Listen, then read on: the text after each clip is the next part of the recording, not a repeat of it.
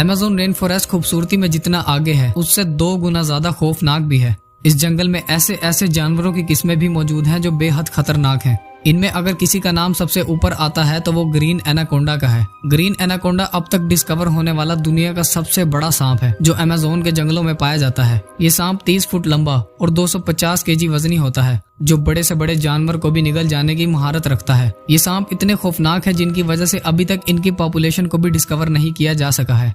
दुनिया के सबसे बड़े मगरमच्छ भी अमेज़न के जंगलों में ही पाए जाते हैं। ब्लैक कैमन अमेज़न के जंगलों में पाए जाने वाला दुनिया का सबसे बड़ा मगरमच्छ है जो 9 फुट से लेकर 20 फुट तक लंबा होता है, जिसका वजन 300 केजी से भी ज्यादा होता है। ये इतने बड़े और वजनी होने के साथ साथ अपनी डार्क कलर और आर्मर्ड स्किन की वजह से बाकी मगरमच्छों से मुख्तलिफ होते हैं और ये मगरमच्छ 80 साल से भी ज्यादा सर्वाइव कर सकते हैं।